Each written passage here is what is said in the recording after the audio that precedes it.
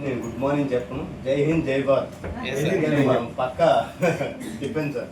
ఏంటంటే నేను సీడిఎస్ ఆఫీసర్ని, శ్రీనివాసన్ అండి. నేను 26 అవార్డ్స్ తీసుకున్నాను.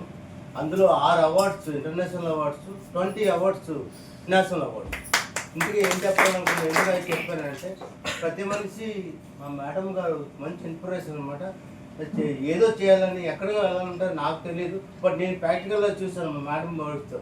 నా దగ్గర ఒక ప్రిన్సిపల్ గారు కేవీ స్కూల్స్ ఇస్తారు గారు తెలుసు, సుబ్రహ్మణ్యం ఒక ఆయన అనమాట. ఆయన పాపం నించుంటే పాస్ వచ్చింది, పడుకుంటే పాస్ వచ్చింది. ఎలాగైనా సరే ఆయన యూనియన్ వెళ్తే ఉండలేకపోతే పరిస్థితి అయిపోయింది. అది మేడంతో డిస్కస్, మేడం ఏం చేస్తే బాగుంటుందంటే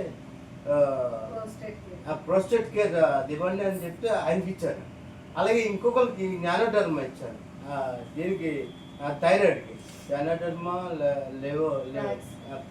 ప్యాక్స్ ఆయిల్, తర్వాత ఇంకోటి 3 కల్పించాను. వాళ్ళకి తగ్గిపోయింది, కంప్లీట్ తగ్గిపోయింది. వాళ్ళు మళ్ళీ ఈరోజు అడిగారు.